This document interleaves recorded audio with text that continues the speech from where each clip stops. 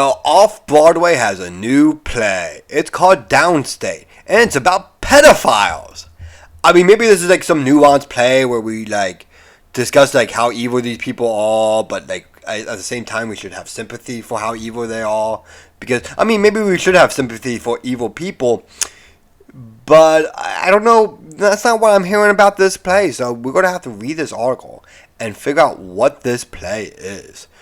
The sub-headline says, Bruce Norris off-Broadway walk is tough stuff, questioning how society treats these convicted of heinous acts. Okay. Yeah, that's a nice little picture there. Take a deep breath. I love when news articles do this. Take a deep breath. We're going to say something so mind-boggling, so shocking that you're going to have to take a deep breath. Well, whatever. Save me the theatrics. Get it, but it's about a theater play. So take a deep breath and try to ruminate calmly on the position playwright Bruce Norris takes in this scintillating new play, Downstate, that the punishment inflicted on some pedophiles are so harsh and unrelating as to be inhumane. What are we throwing them in wood chippers? No, don't throw people in wood chippers. That's a joke. Are you still reading? Yes, I'm still reading. I'm not some fragile liberal. Okay. It's almost impossible to broad brush the perspective at the heart of the impeccably acted drama without sounding as if one is advocating some extraordinary level of consideration for individuals who have committed unspeakable crimes. And that Norris proposes a variation on this proposition at Off-Broadway Playwrights Horizons. Hey, Playwrights Horizons, that's a pretty known company. He has questioned what degree of compassion should society fairly hold out to those who have served their time for sexual abuse, assault, or rape. I'm going to say very little compassion. I mean, compassion at the fact that they will probably abuse victims themselves. But most of these pedophiles are abuse victims themselves. So we should definitely have compassion for the cycle of abuse. But at the same time, we should probably lay an iron fist on them, you know? Downstate, directed with exceptional astuteness by Pam McKinnon, seizes on our reflective response to these crimes and shifts all emotional focus to the perpetrators. Living together in a group home in downstate Illinois. Their movements monitored electronically. So they don't go off and sneak off into some middle school or some elementary school and do some troubling things to some children. Let's say. And their windows broken by irate vandals. Oh, I'm sorry, irate vandals, yes. 4 men of diverse ages and backgrounds eke out marginal existences in menial jobs and manage routines. Hey, they can get jobs? I wouldn't give a pedophile a job. I mean, you're a convicted pedophile and you can get a job? Oh, wow. Good for you, I guess. The house is a lake, an island whose shores are washed with waves of contempt. I love this song. The waves of contempt. Any protest over crests is treated by their harried caseworker Ivy, played with brittle cynicism by Susanna Guzman, as that of a passenger in daring to ask for a clean blanket. Norris, who won the Pulitzer for Clybourne Park, a brazenly funny play about race and gentrification inspired by a raisin in the sun, goes here for another societal juggler. And his provocative efforts result in one of the best theater evenings of the year. Its pre-COVID premiere occupied in 2018 at Steppenwolf Theater in Norris' hometown, Chicago. Wow. Steppenwolf Theater did this play? Steppenwolf Theater is like one of the best theater companies, so look, I'm not very going to judge this play until I read it. or see it. I probably would have to read it though, if I'm not going to New York. But I don't know. Let's keep reading this article. He's noted that Dice, to some degree in Downstate, as the predators who completed their prison terms are depicted not as monsters, but rather as complicated, troubled souls. I mean, monsters can have complicated, troubled souls, right? Like, demons are complicated souls of complicated spirits. I'm just saying, like, and they completed their prison term. How did they complete their prison term? Shouldn't they be in prison for life? That's just my opinion, but I don't know. I think they should be in prison not longer than... If they completed the prison terms, they clearly have been in prison a long enough time.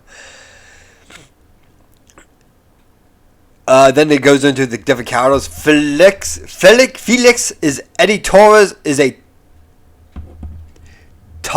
taciturn loner, keeping himself in a screened-off enclave. Okay. Can this person write like a normal human being? That's all I'm saying. Like, okay, look, maybe I'm just stupid. I don't know what taciturn is, but you don't have to sound that... I mean, it is the Washington Post, so maybe this writer feels like they have to be all hoity-toity about it, but I think this hoity-toity language needs to stop, personally. Gia is a smarmy operator with a job at a local office supply superstore. Good job, man. You're a pedophile. You can work at a supply store. D. Todd Freeman is a clear-headed ex-stage performer who is fiercely protective of the Otis resident, wheelchair-bound Fred, a one-time piano player of a serene disposition. Oh, see these pedophiles. They're piano players. They're stage performers. They're artists, man. They're just some artists who are misunderstood for, like, touching kids or whatever. There is no sweeping under the Fred bare rug in Downstate of the heinous offenses for which the men have been severely punished. We learn about what each of them has done, and we are in effect asked to judge for ourselves what magnitude of ongoing torment each deserves. Probably an eternity in hell, with devils and pitchforks poking at them. And that's what I'm getting from this. I haven't seen the play though, so maybe this play will make me feel more sympathetic, and that they should only go to purgatory for an eternity.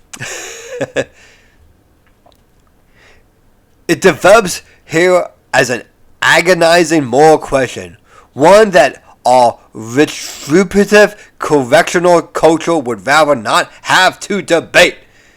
And it is made even thornier by the drama's most disagreeable character, a victim of Fred's, now grown up and portrayed all too irritably by Tim Hopper. Oh, so wait, the least sympathetic character is the person that got pedophiled? It's the victim? Okay there, wow. This is a wacky play, I gotta say. I mean, in the most disgusting sense of the word wacky. Hopper's Andy arrives at the home with his misguidedly encouraging wife M, Sally Murphy, to confront Fred. The playwright cannot hide his scorn for Andy, who has made a successful life for himself as a Chicago finance guy, and now seems intent on some kind of Persian reunion with the man who molested him as a child on the piano bench. So this kid goes for a piano lesson and he gets molested. And the playwright cannot help but scorn for Andy? You're showing scorn for the guy who was the victim of this pedophile? Oh my god. The meaning seems to be part of Andy's therapy, which Downstate implies may be advisable, but at this point also suggests that it is an indulgent marinating in self-pity. This person is a victim. This person has PTSD for the rest of their life. I mean, they were molested as a child by the piano teacher, and it's like, oh, he just being self-indulgent with his self-pity.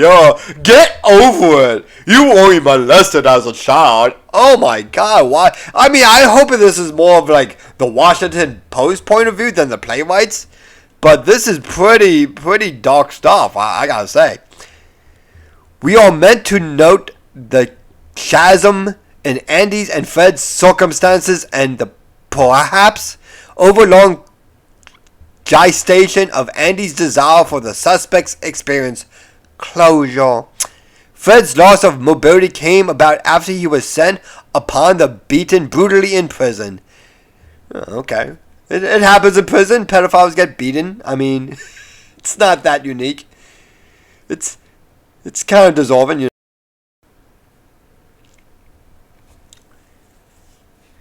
Contest is all for Andy stumbles through resuscitation of his psychic pains and suffering.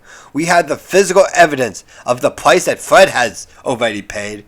Norris is his juxtaposition, that's always a fun word, in this regard feels cheap. There was a way, I think, to acknowledge the damage that has been done to Andy without judgmentally minimizing it. Yes, there's ways to, show that somebody's been a victim of being a pedophile without minimalizing their victimhood of being pedophiled. Is that the correct word, pedophile? I'm going with it. Some theorygoers will no doubt resent that Norris chose to eliminate this delicate subject in a nuanced way that doesn't jive with their own undiluted revulsion. My undiluted revulsion that children should not be molested. Okay, freaking. Sorry, but this is just weird. For many of us, it will be a stunning demonstration of the power of the narrative art to tackle a taboo, to compel us to look at a controversial topic from a novel perspective. It's been the job of a drama to accomplish this since the days of Henrik Ibsen, who in his play as a dollhouse and ghost executed headlong dives into issues that splintered the foundations of conventional wisdom. Conventional wisdom, like pedophiles are bad. Ibsen gave us, for instance, the now classic tale of... okay, so this is going to go into Ibsen. We don't have to rehash Ibsen. If you want to learn about Ibsen, go ahead and learn about Ibsen. It helps that Norris written plum parts for a cadre of actors so sensitively directed that you might fool yourself into thinking a documentary is being recorded. Goonan and Freeman are astonishing as Fred and Dee. Deeply flawed human beings who are convince us that even given our sorrow for their victims, there may be a fate for them other than unending purgatory. Guzman gives as a splendid account of the impossible burden placed on a civil servant to provide some measure of humane guidance to a group of vile pariahs, and Hopper superbly manages the assignment of a character who seems both entitled to sympathy and unsympathetically entitled. You do not deserve sympathy for being pedophiled. Downstate is proof that you can love a play that turns you inside out. I don't think I love this play. I would have to read it. I would have to judge it on its merits. But I really think this is just trying to normalize pedophilia. And we should not feel sorry for the victim. We should feel sorry for the perpetrator of the crime. No. We don't need to sympathize with pedophiles. We need to understand them. We need to maybe sympathize with the fact that they were victims themselves. But no. I'm sorry Washington Post. I'm sorry this playwright Bruce Norris, but maybe it's a well-written play, but I'm going to judge it based on this Washington Post article for now. And this seems like the garbage that's been perpetrating our society for long enough. Thank you, and see you next time.